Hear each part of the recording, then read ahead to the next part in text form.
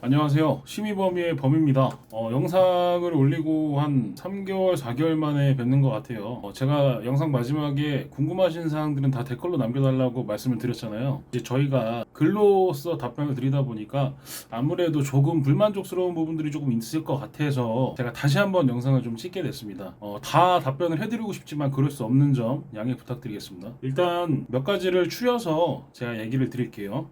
가장 기본적으로 100%가 가능한 집이 있냐라고 물어보신 분들이 많아요. 그리고 그 100%를 받기 위해선 부동산에 가서 물어봐야 되는 건지, 뭐 어떻게 애초에 진행을 어떻게 해야 하는지도 모르시는 분이 많기 때문에 제가 이거에 대한 답변을 하나 드리겠습니다.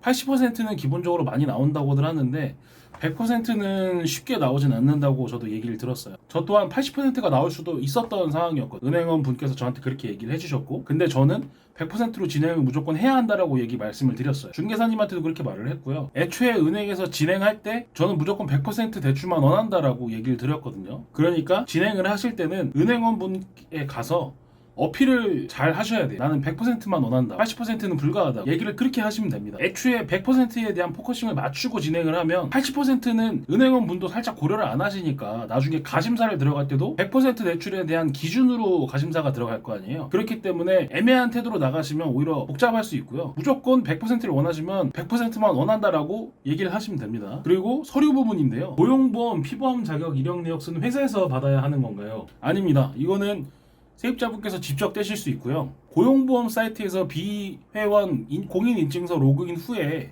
고용보험 가입 여부, 피보험 상세 이력 내역서가 나오는데 본인이 현재 제출해야 되는 서류의 용도에 맞게 출력해서 가시면 됩니다. 그리고 이 외에 모든 서류들을 다 최신 걸로 내야 되나요? 라고 물어보시던데, 웬만하면 가장 빠른 시일에 뽑았던 걸로 가져가는 게 좋고요. 기한은 한 달 이내로 잡습니다. 그리고 부동산 중개인 없이 직거래가 가능한가요? 라고 물어보시던데요. 네, 가능은 합니다. 저 또한 이 집을 전세 계약하기 전에 집주인분을 직접 만나서 집을 본 적이 있어요. 그분은 중개사 애초에 아예 통하지 않고 세입자랑 바로 계약을 하고 싶다고 하셨다고 하더라고요. 그 부분은 피터팬이든 직방이든 다방 이런 데서 봤던 거고요. 근데 거기는 너무 외지라 걸어서 아무 데도 나갈 수가 없어요. 차가 없으면 나갈 수가 없는 위치에 있다 보니까 거기는 이제 제가 안 가게 되었고요. 그리고 방을 어디서 보셨나요 하시는데, 피터팬도 있고 직방도 있고 다방도 있죠. 근데 제 개인적인 생각으로는 세 개 다 좋지만 제가 경험한 바로는 전세 대출이 가능한 집이다라고 적어 놓으셨는데 전화하면 그 방이 없더라고요. 그리고 직접 오시라고 얘기를 하시더라고요. 뭐 가는 거는 좋습니다. 어쨌든 알아보려면 가야 되기 때문에. 근데 이렇게 많은 똑같은 패턴으로 계속 전화가 돌다 보니까 저도 스트레스를 많이 받았고,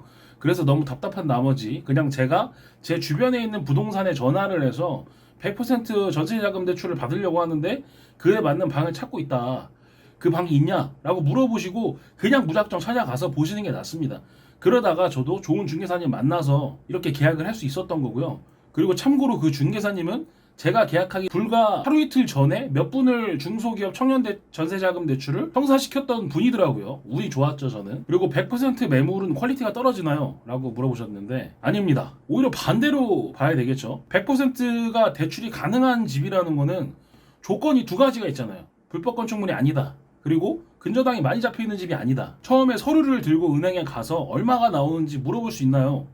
네, 물어볼 수 있습니다. 저도 은행 가서 제가 얼마나 나올까요? 물어봤어요. 근데 서류가 없이는 대출이 진행은 안 됩니다, 확실히. 대신 신용 상태를 보고 뭐 따로 그 조건에 부적합한 게 있지 않다면 은행원 분께서 이 정도면은 문제 없이 진행할 수도 있을 것 같습니다라는 정도의 얘기만 해주시고요. 정확히 얼마가 나옵니다라고는 건 당연히 모르겠죠. 그리고 공인중개사님께서 근저당이 있는 집인데 말소를 시켜야 대출이 진행이 된다라고 얘기하셨다고 하더라고요. 이 얘기도 솔직히 맞는 얘기입니다. 근저당이 있는 집은 말소가 되면 좋죠. 참고로 제 경험으로는 저는 제가 들어온 데도 근저당이 있고요.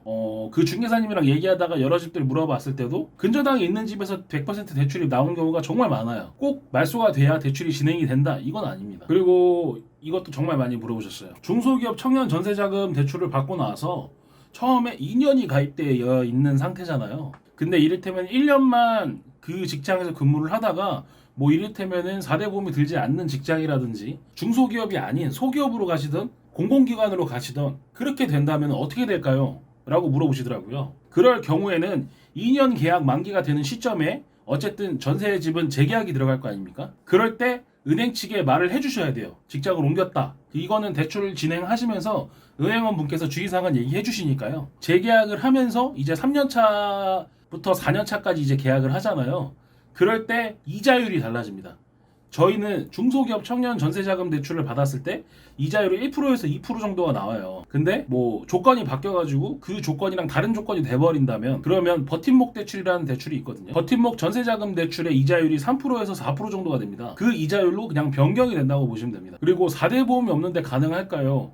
라고 물어보셨는데 제가 알기로는 4대 보험이 있어야 가능한 걸로 알고 있지만 중소기업을 다니고 계신데 4대 보험이 안 들어가 있다 이런 경우가 있을 수도 있잖아요. 그럴 때는 급여 이력 내역서 3개월분을 가지고 가시면 됩니다. 그 재직 증명서는 꼭 있어야 하고요. 이건 어디까지나 저의 의견이기 때문에 미리 은행에 전화해 보시는 것도 나쁘지 않을 것 같습니다. 반전세여도 대출이 가능한가요? 아닙니다. 무조건 전세 매물만 심사를 볼 수가 있습니다. 그리고 청년 전세자금 대출의 기준이 연봉 3,500 이하 그리고 부부연 합산 5,000 이하여야 하거든요. 근데 만약에 계약 중에 결혼을 하셔가지고 연봉이 5,000이 넘으셨다. 그럼 이 부분들을 어쨌든 은행에 또 고지를 해주셔야 되고요. 그리고 나서 해당 계약이 끝나는 시점에 재계약을 할 때 똑같이 버팀목 대출의 이자율이 적용이 되는 겁니다. 가족분들 중에 주택을 소유하고 계신 분들이 있어서 제 조건이 가능할까요? 라고 물어보시는데 가족이 주택을 소유하고 있는 건 상관이 없습니다. 제 명의로 말 그대로 제 이름으로 주택이라든지 땅이 있다면 그때는 불가하는 거예요. 말 그대로 제 재산이 없으면 돼요. 이제 계약을 할 때 특약 조건을 넣잖아요. 근데 집주인분께서 난감해 한다 하시면 이거는 강력하게 얘기하실 필요가 있습니다. 계약하는 입장에서 집주인분은 좋을 수 있겠지만 저희는 정말 하루하루가 정말 고역이거든요. 그 대출이 심사가 계약 이후에 이루어진다는 것들 때문에 잔금 날짜까지 정말 하루하루를 지옥같이 보냈어요. 저는 특약 조건은 강력하게 얘기하실 필요가 있습니다. 뭐 그렇다고 너무 강력하게 얘기하실 필요는 없고 유도리 있게 유하게 진행을 하시면 될 것 같습니다. 신용등급도 상관이 있나요? 상관이 없다고는 할 수 없는데 그렇게 밀접한 관련이 있지 않습니다. 이 부분은 제가 은행원분이랑 상담을 하면서 제 신용등급도 그다지 높지 않았었기 때문에 제가 이 부분을 걱정을 했었거든요. 왜냐하면 기존 기대출권도 좀 있었고 그리고 심지어 그 은행원분께 얼마 전에 저는 대환대출을 받았던 사람이에요. 그래가지고 안 될까 해서 물어봤었는데 신용등급과 관련은 있지만 정말 밀접할 정도로 관련은 있지 않다. 이 대출의 중요한 거는 조건이다라고 얘기를 하셨습니다. 그리고 돈이 어떻게 들어가는지를 잘 모르시는 분들이 계세요. 계약을 하실 때 은행에서 이제 가심사도 끝나셨고 그 집에 대한 계약을 어쨌든 그 전에 하셔야 되잖아요. 그러면은 그 계약금 5%를 제출을 하셨어요. 그리고 5%에 대한 영수증으로 은행에 내서 심사를 들어갔어요. 그리고 잔금 날짜가 돼서 은행에서 집주인분께 직접 계좌이체로 돈을 넣어주고요. 그리고 나서 집주인분은 그 돈을 확인하시면 5%의 계약금을 세입자한테 다시 계좌이체로 돌려주는 식입니다. 100%를 받을 경우 등기부등본에 뭐가 올라가거나 임대인에게 불리한 부분이 생기는 게 있나요? 아니요, 전혀 없습니다. 그리고 생각보다 많은 분들이 이걸 물어보셨어요. 전세를 7천짜리를 가려고 하는데 전세 대출이 100%만 1억이잖아요. 그런데 제가 7천만 원짜리 집으로 갈 경우에는 70% 대출인 건가요? 아니면 7천만 원을 100%라고 생각을 해주는 건가요? 전세 값이 7천이면 당연히 대출금은 7천이 나오는 겁니다. 여유 한도가 1억까지인 거지 1억이 나오고 거기서 70%를 깎아서 주는 게 아니에요. 저희가 심사를 넣을 때 계약서를 넣잖아요. 그럼 계약서에 전세금이 나와 있을 거고 그 계약금을 기준으로 100% 산정하는 겁니다. 만약에 1억이다. 이 전세집이 1억이고 심사를 넣었다. 근데 80%밖에 안 나온다면 8천이겠죠. 가심사 받았는데 2천밖에 못 받는다고 해서 그냥 심사 넣어달라고 했습니다.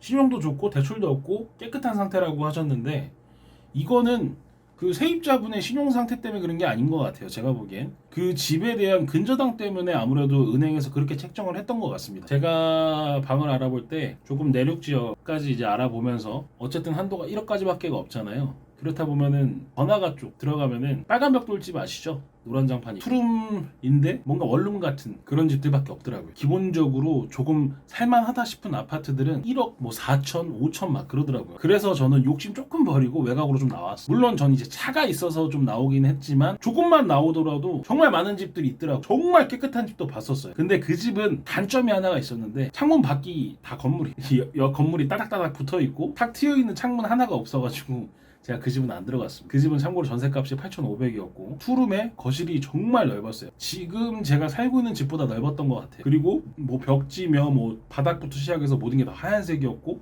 다 새 것 같았어요. 그러니까 방을 찾으실 때 물론 위치도 중요하죠. 차가 없으시면 교통수단이 정말 중요하다는 거 알고 있습니다. 하지만 몇 년 동안 살 집이기 때문에 조금만 욕심 버리시면 좋은 집 보실 수 있을 겁니다.